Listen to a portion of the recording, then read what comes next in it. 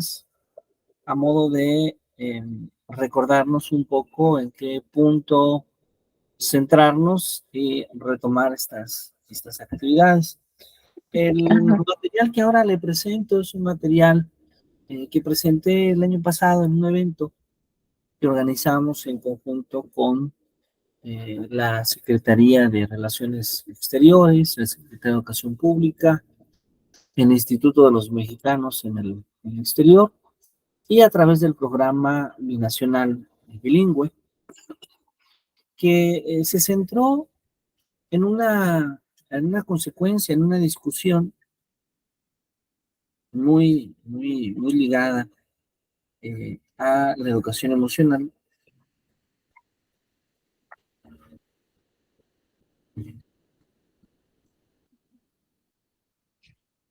La educación emocional, pero que también observábamos cierta conexión entre dos temas muy interesantes, que son la interculturalidad y la inclusión. De hecho, la parte de la educación emocional que interviene, digamos, la cual se hace énfasis, es aquella que está ligada al desarrollo de las habilidades sociales, estas habilidades sociales que se van desarrollando a lo largo de, digamos, toda nuestra infancia, nuestra adolescencia, la adultez, pero que en el caso de la Secretaría de Educación Pública pone mucho más énfasis en las etapas de secundaria y preparatoria.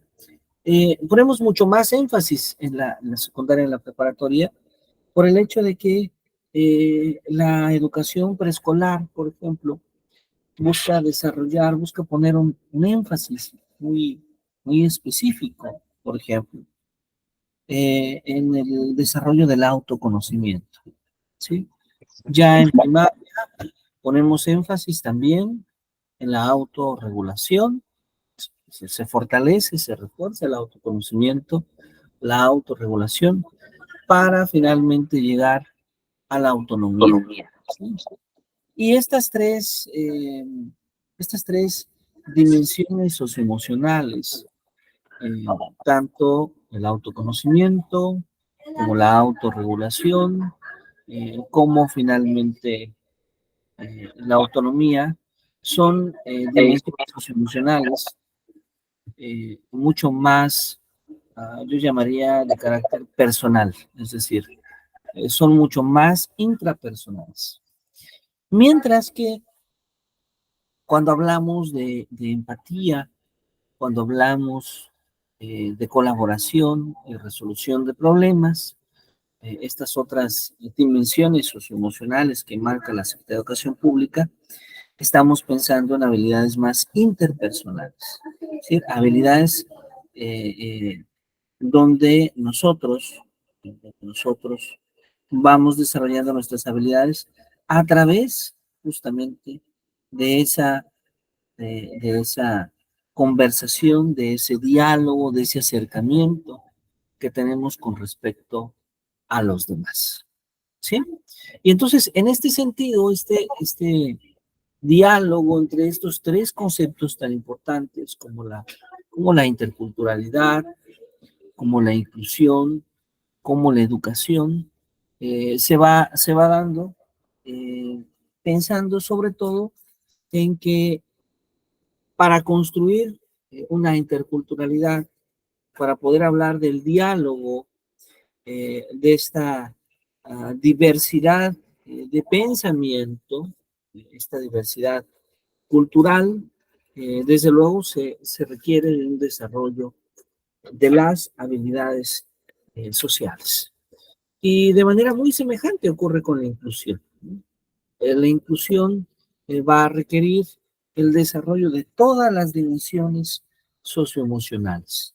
Eh, es decir, una educación inclusiva requiere como un punto fundamental una educación emocional. Y una educación intercultural también es otro tipo de educación inclusiva, ¿sí? Entonces, podemos ahí observar cómo el concepto de educación inclusiva es un concepto muy amplio que incluye tanto a la educación intercultural como también a este vínculo, esta conexión directa con la educación emocional. ¿Sí? ¿Vamos bien hasta ahí, maestra? Sí, maestro, todo bien. Bueno, entonces voy a cambiar un poquito de la mente. Voy a poner unos audífonos a ver si se logra escuchar un poquito mejor. Ajá.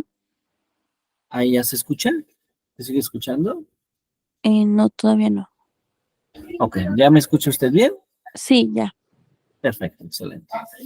Bueno, entonces, acá tenemos una imagen, ¿sí?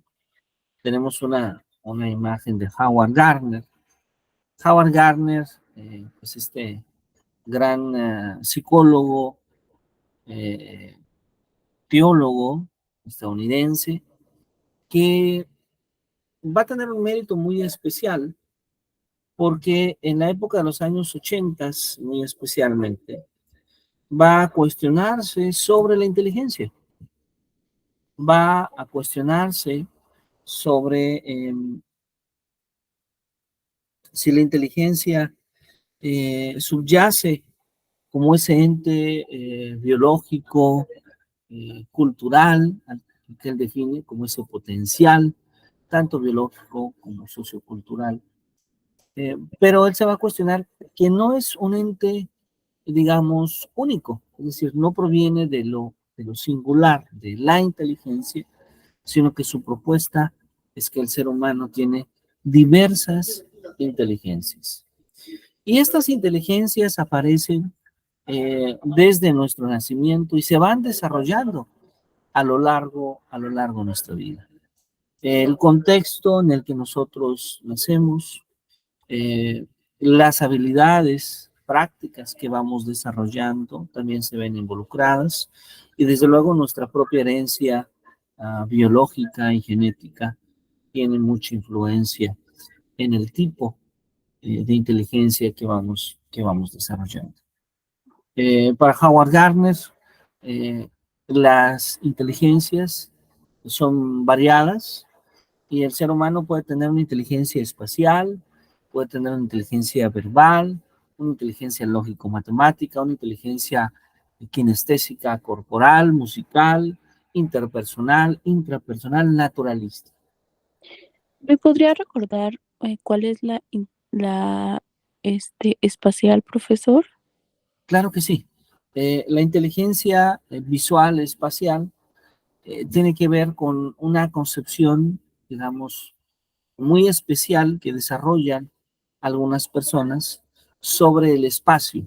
Por ejemplo, muy seguramente usted conoce a alguien que va a un lugar, vamos a suponer una persona que le guste viajar en pequeñas ciudades, y va una sola vez a una ciudad y de manera extraordinaria guarda en su memoria la ubicación de cada uno de los lugares a donde fue. Ah, ok. Dice, ah, mira, ahí está el centro, aquí está la plaza, ahí está el café, ahí está el restaurante. La mayoría de las personas no lo logramos. La mayoría de las personas, con una sola vez que vayamos a un lugar, tendemos a olvidar. Pero hay personas que de manera extraordinaria logran conservar de manera detallada cada uno de los elementos que visita. O no solo eso, un arquitecto, por ejemplo, un artista, tiende a desarrollar mucho este tipo de inteligencia. Y mientras que muchas personas en un espacio cerrado, no sé, en un pequeño terreno de 4 metros por 8 metros, se imagina una casa muy básica, eh, las personas que desarrollan esta inteligencia visual logran ver mucho más allá y en ese mismo espacio pueden construir, pueden diseñar algo novedoso y algo interesante. Entonces, podemos ver este tipo de inteligencia ligada a las personas que logran interpretar de una manera diferente la noción de espacio y también lo que se observa, aquello que se ve. ¿Sí? Ahí encontramos entonces este tipo de inteligencia. Muchas gracias. ¿Sí? ¿Alguna duda en alguna de No, estas ya. experiencias? Muy bien, muchas gracias, maestro. Todo bien, ok. Bueno, entonces,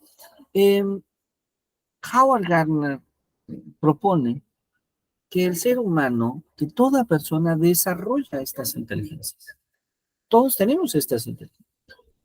Solo que hay inteligencias más preponderantes unas que otras. ¿Sí? Habemos personas que a lo mejor tenemos más habilidad para escuchar música, para bailar, para platicar con otras personas, para reflexionar sobre nuestros actos, para convivir y cuidar más con el medio ambiente, con los animales, la flora, la fauna, para hacer razonamientos matemáticos, ¿sí? Para poder comprender mejor lo que leemos, lo que escribimos, escribir, desarrollamos ese gusto por la escritura. Entonces, el ser humano va desarrollando eh, todas estas inteligencias, pero unas son, desde luego, más preponderantes que otras. ¿Qué es lo que hace esta preponderancia? Howard Gardner nos explica que parte de esta preponderancia de inicio es genética. Tiene una influencia biológica en el tipo de inteligencia que tenemos desde pequeños. Pero también, no solamente la inteligencia se adquiere de nacimiento, sino que también la inteligencia se va desarrollando a lo largo de la práctica y la cultura juega parte importante en esa práctica, ¿no? Las actividades que yo realizo en mi familia, las actividades que yo realizo en mi comunidad, las actividades que voy aprendiendo al paso de mi vida y que voy aprendiendo a disfrutar, van a influir de manera importante en el desarrollo de mi inteligencia. Y bueno, tomamos un principio muy básico en el que decimos que nuestras inteligencias están muy ligadas siempre a nuestra práctica. Somos parte de lo que nosotros hacemos, es lo que nos define, ¿no? Entonces, a lo que yo dedico más mi tiempo, muy probablemente hablando en un proceso de desarrollo prolongado, esa dedicación de mi tiempo, esa dedicación de mi práctica se va a convertir con el paso del tiempo seguramente en una inteligencia en mi persona. Entonces, eh, Howard Gardner se da cuenta de esto. Y claro, aquí hablamos de una inteligencia emocional que está muy ligada, por un lado, a las inteligencias interpersonales, las inteligencias intrapersonales, pero que también tiene una conexión sumamente especial, por ejemplo, con la inteligencia lógico-matemática, con la inteligencia visual espacial, porque, por ejemplo, un artista, el arte, el arte es un medio justamente para poder eh, expresar parte de las emociones que tenemos. La danza, por ejemplo, también nos permite expresar parte de las emociones que tenemos. Entonces veamos cómo la parte visual espacial es un medio que podemos conectar directamente con la inteligencia emocional. La parte kinestésica corporal también, pero también el músico, quien hace música, quien disfruta de la música profundamente, estará de acuerdo en que también es un medio para expresar nuestras emociones. ¿Sí? Ahora, de manera a lo mejor menos, menos cotidiana o menos pensada por muchos, eh, también la inteligencia naturalística es un medio de expresión. ¿Sí? Que cuando usted va a un espacio físico donde disfruta del aire, donde disfruta de la serenidad, donde disfruta de ese río, del sonido del río, de la vista del río, del lago, del mar, donde disfruta del viento, donde disfruta de tocar un árbol, de abrazar un árbol, de acostarse sobre la arena, sobre la tierra, sobre el pasto. Ahí también expresamos nuestras emociones, disfrutamos ese momento. No sé si usted lo ha vivido, maestro.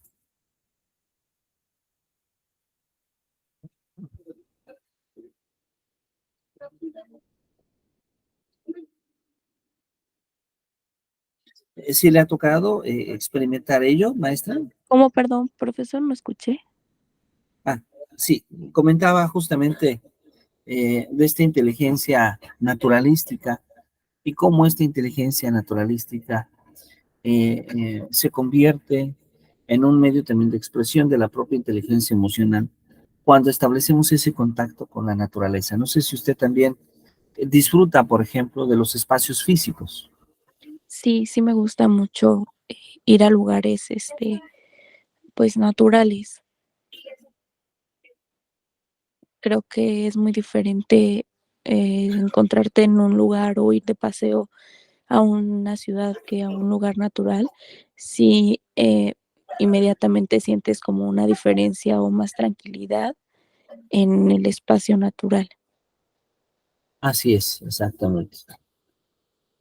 Exactamente. Sí, justamente es de lo que platicamos. Y entonces podemos observar cómo, cómo esa inteligencia natural, pues también se vincula directamente, también se puede vincular con la inteligencia Emocional. emocional, ¿sí?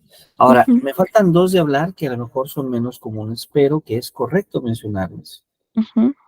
porque resulta que en muchas ocasiones no logramos identificar, por ejemplo, esta conexión que se da entre la inteligencia matemática y la inteligencia eh, emocional directamente.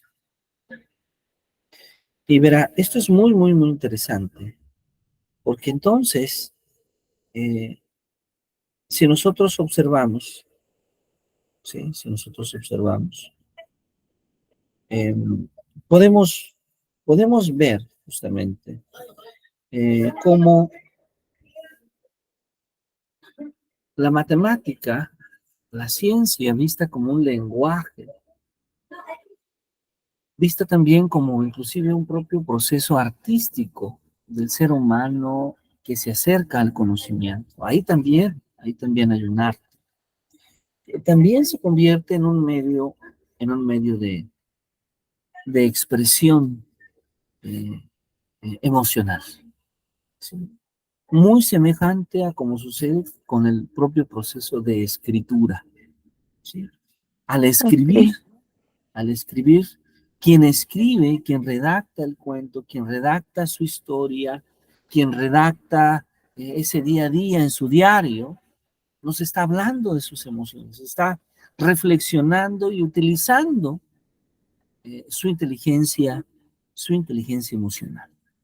Entonces, eh, podemos ver claramente esta conexión de todas las demás inteligencias sí, con la inteligencia emocional. De sí, hecho, profe.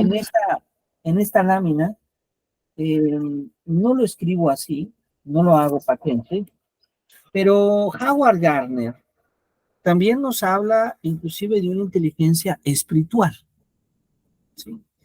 De esta posibilidad de poderse conectar mucho más con las creencias y cómo también las creencias se convierten en un medio que que ayuda ampliamente a reforzar nuestras emociones.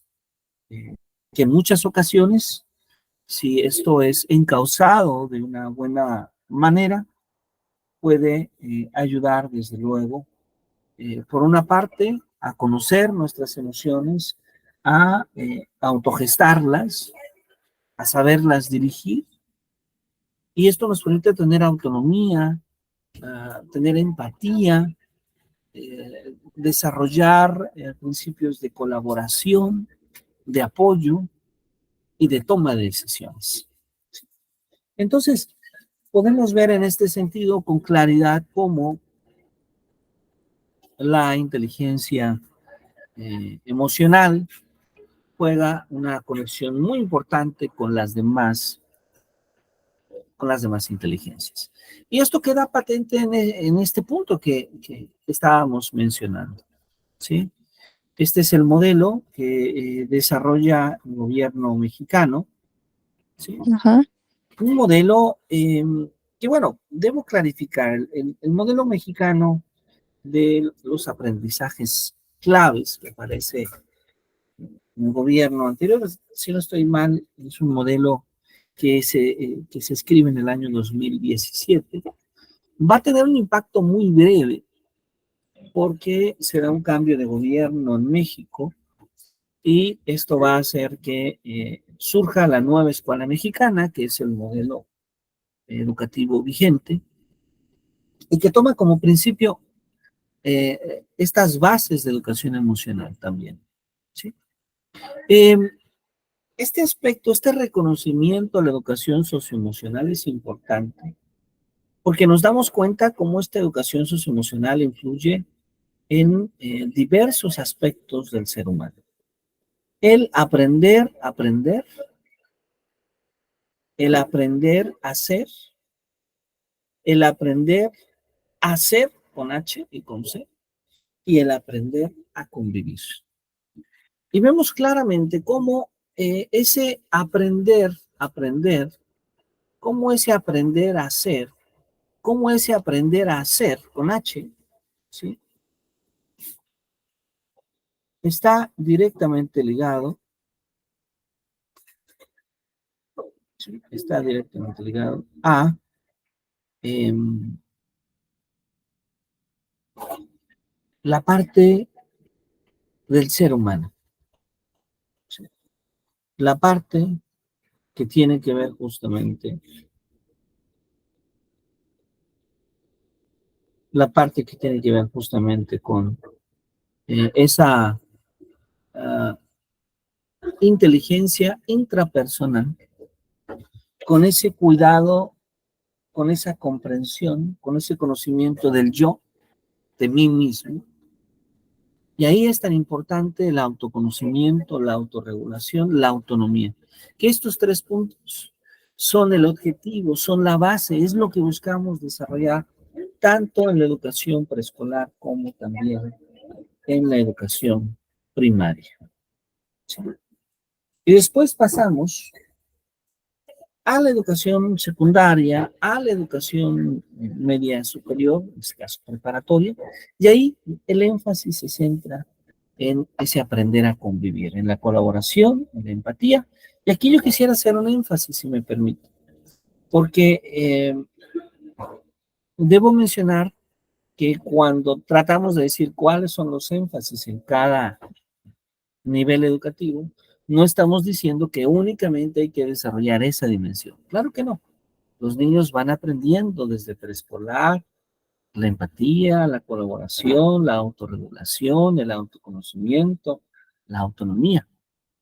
Pero hay un énfasis, hay una necesidad específica de que el autoconocimiento sea esa primera dimensión en la que el niño pueda, desde luego, conocerse, pueda conocer eh, sus emociones, pueda comprender qué es lo que siente, qué es lo que vive.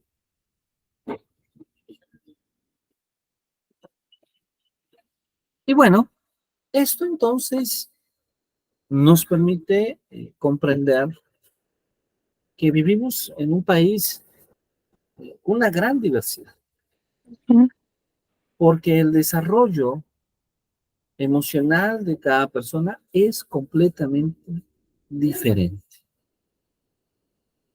De hecho, esto es muy importante porque a veces creemos que el comportamiento que puede tener una persona es el mismo, y no, cada persona es diferente.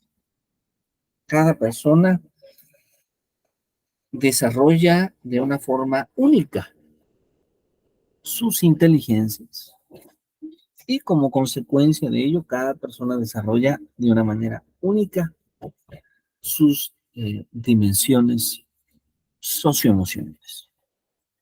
Esto nos hace entender que México es un país diverso, primero por esta gran diversidad de las personas en sí, pero aunado a ello, México también es un país diverso, porque hay una gran diversidad cultural, ¿sí? Y ahí entramos con una parte interesante, que es cómo también la cultura forma parte, la multiplicidad de culturas eh, va a formar parte de cómo las personas vamos desarrollando nuestra inteligencia emocional, nuestras habilidades sociales.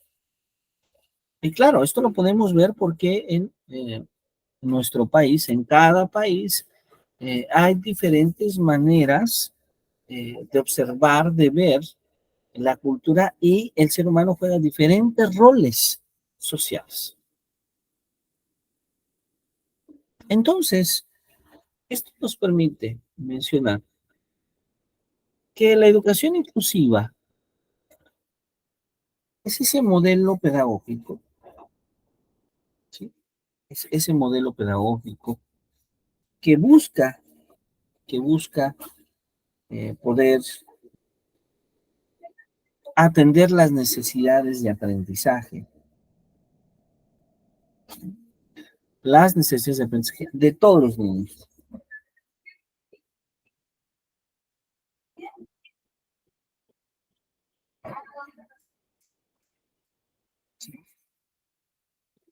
De todos los niños, jóvenes, adultos, ¿sí? Y pone un principal énfasis en aquellos que son vulnerables. ¿Sí? Ahora vamos a hablar quiénes son vulnerables. Que son vulnerables, en este caso, a ser marginados y también a la propia exclusión social. Entonces, la educación inclusiva es un modelo pedagógico, es una manera de ver la educación, la enseñanza, la escuela, donde la escuela es para todos, ¿sí? Y pone énfasis sobre todo en quienes históricamente, quienes por diversas condiciones de marginalidad, en muchas ocasiones son afectados, inclusive son privados de su propio derecho a la educación. En este sentido, podríamos decir que la educación inclusiva es una nueva manera de poder entender la riqueza de la diversidad, de esa diversidad que hay en el salón de clase. Y bueno, uno de los escritores que ha disfrutado, que ha reflexionado sobre este tema, ha sido Humberto Maturana, quien aparece en esta imagen. Humberto Maturana es un biólogo chileno,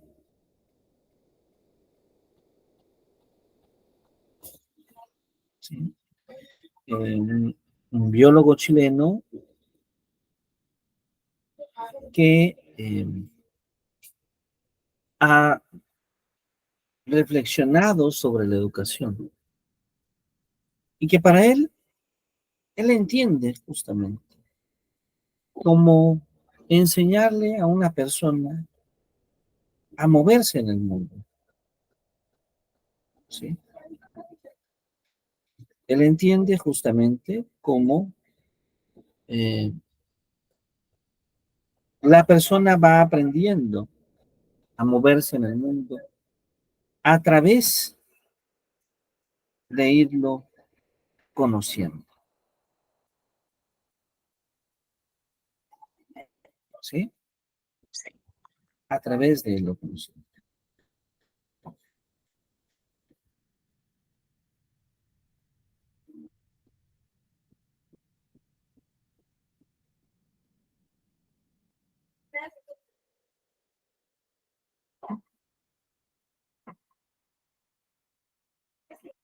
Y fíjese qué interesante, porque Maturana hace una reflexión sobre cómo en muchas ocasiones la sociedad misma, ciertos sectores de la sociedad, hemos colaborado de manera directa, a veces inclusive de manera indirecta, eh, en generar discriminación, en generar desconfianza.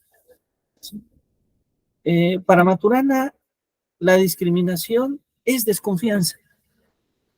Es esa desconfianza que tenemos sobre la legalidad del otro, como el propio Maturana lo dice. Como desconfío de su legitimidad, entonces lo separo, entonces lo niego, entonces lo someto. Tanto, tanto desconfío que tengo miedo. Y en muchas ocasiones hago todo un sistema social, un sistema cultural, un sistema legal, político, inclusive un sistema educativo que justifica la discriminación. ¿Sí? Y esto lo podemos ver sobre todo cuando en los países, en todo el mundo, muy especialmente en América Latina, en África, en Asia, hemos visto leyes que inclusive son discriminatorias, pero son leyes aceptadas legal y moralmente. ¿Sí? Hemos conocido en la historia cómo en los propios Estados Unidos, a principios del siglo pasado, era completamente legal la discriminación hacia los hombres y las mujeres de color.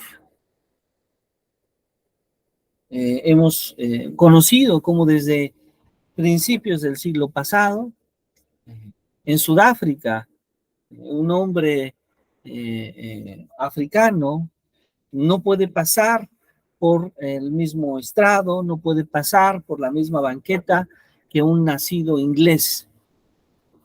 Solo porque uno es inglés y el otro pertenece a la colonia donde el inglés ha colonizado.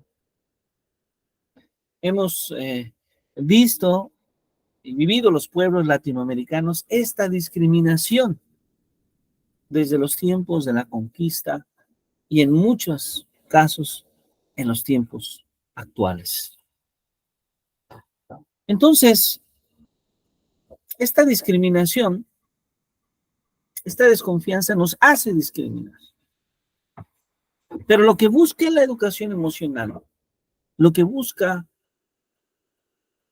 desarrollar en todas las personas, es poder conocer, es poder regular, es poder gestionar nuestros miedos, nuestras desconfianzas. Es darnos la oportunidad por redescubrir ese conversar, ese dar vueltas juntos con el que Maturana define la educación, que nos construye, que nos humaniza. Esa es justamente la intención.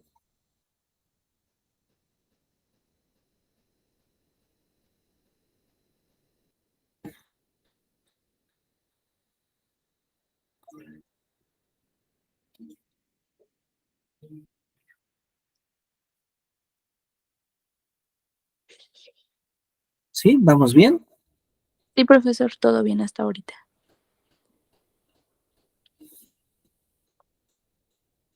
En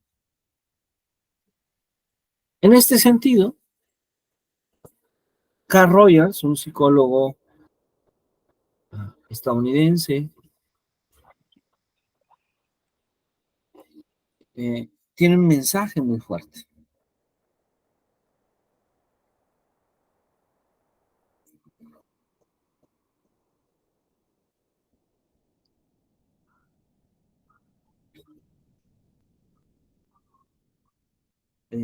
Y este mensaje fuerte, este llamado de atención, este llamado que seguramente nos debe de motivar a todos, es que la inclusión implica diversidad.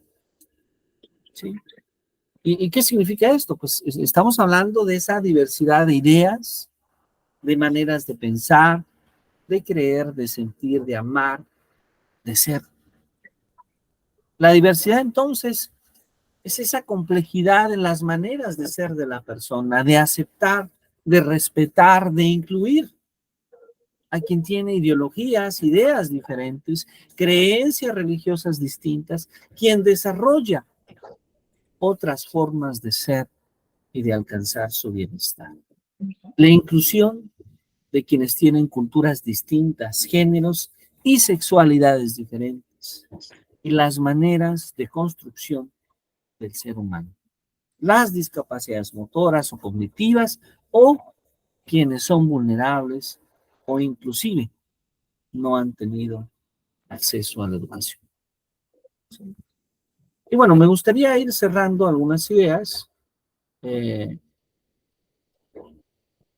con este mensaje también de Daniel Goleman.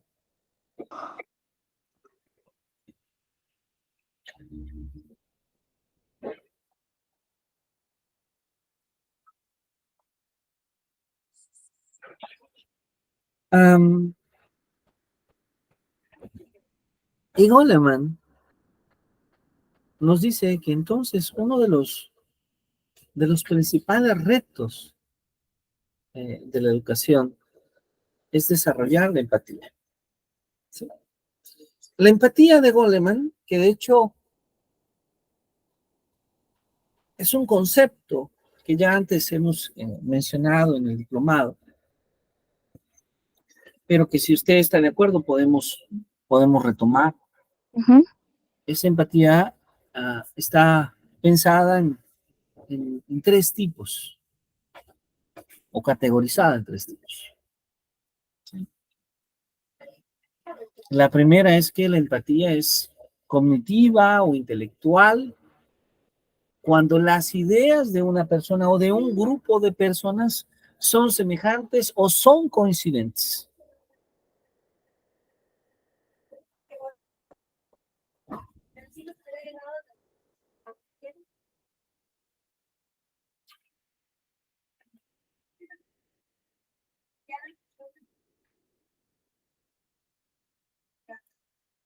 Y bueno, por otro lado,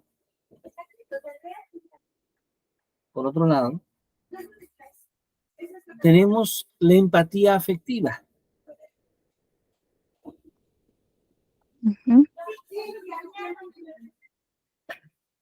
Esa empatía afectiva que tiene que ver justamente cuando las emociones, cuando los sentimientos de otras personas, ¿sí?, influyen.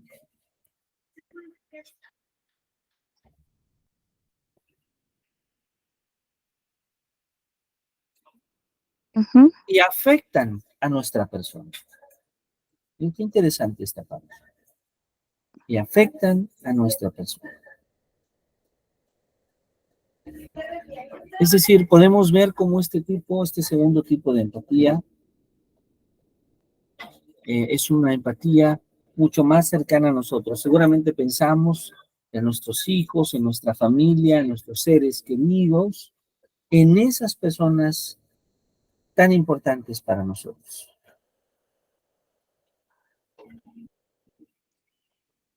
A diferencia de ¿Sí? la primera habla más como de tus pensamientos, y esta ya quiere decir como una relación más emocional. Así es exactamente. Ahora ya estamos hablando de un vínculo. Esta comúnmente se da a través de un vínculo que tenemos con un ser querido. Okay.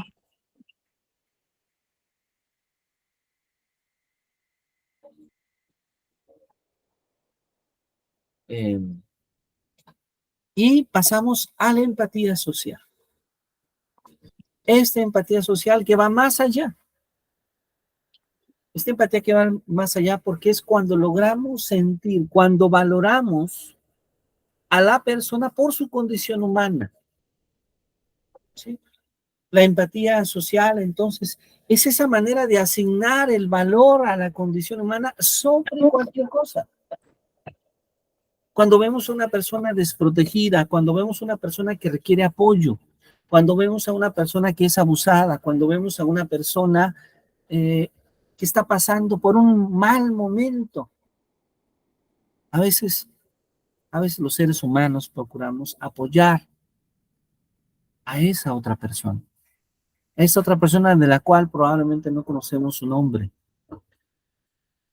no conocemos mucho de esa persona, pero sabemos que es un ser humano, que por ser un ser humano merece vivir, merece ser respetado, merece dignidad y respeto, merece ser apoyado. Y esa es una parte muy importante, porque cuando esta empatía se gesta, entendemos lo que viven las otras personas.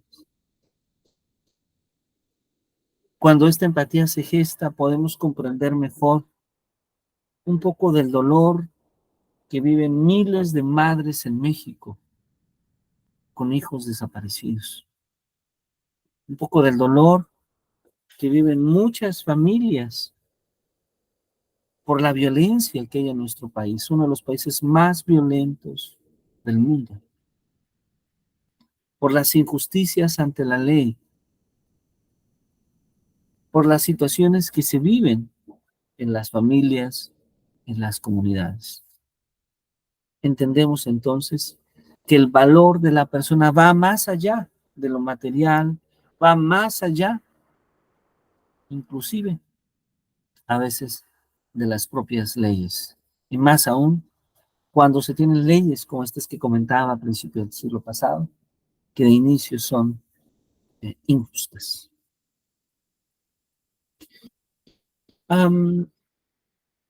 Daniel Goleman va a coincidir en algo muy especial. ¿Sí? Si me permite, terminamos esta sesión con esta lámina. Sí. Que aparece acá la profesora Laure Santos. Laure Santos, que es una gran investigadora en el ámbito de las ciencias del bienestar y que ha logrado identificar una correlación estadística positiva entre la condición de bienestar y la práctica de la gratitud. Entre la condición de bienestar y emprender acciones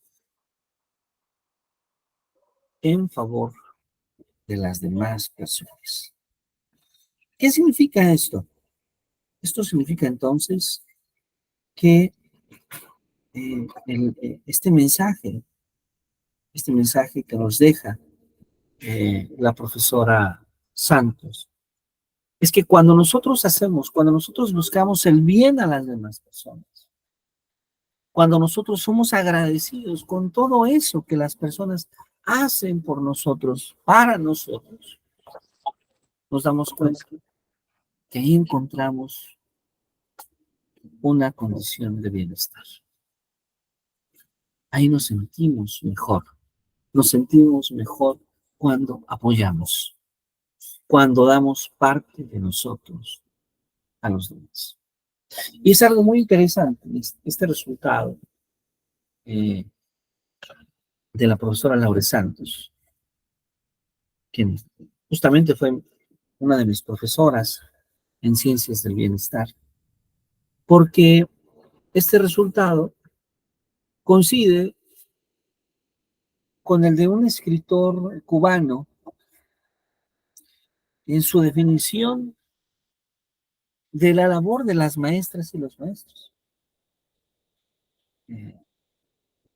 Ramón Ferreiro, escritor de varios libros sobre la práctica docente, de varios libros que nos hacen reflexionar sobre el papel que jugamos los docentes. Ramón Ferreiro nos habla justamente de cómo la principal labor de las maestras y los maestros es ayudar. Y pareciera que estas ideas de Ferreiro de ayudar se ven reflejadas en la investigación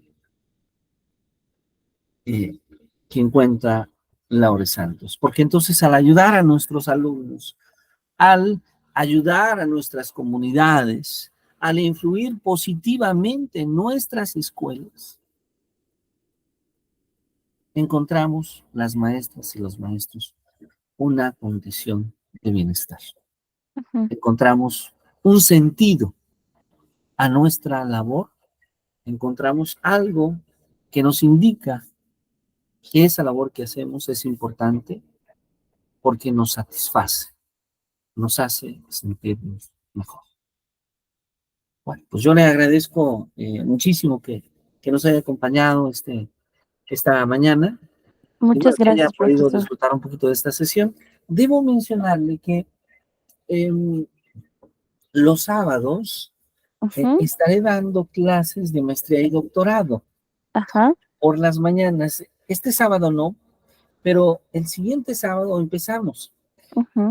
Sin embargo, yo me desocupo eso de las 11 de la mañana, pero no sé Ujú. si a esta hora, a las 11, es una buena hora para usted.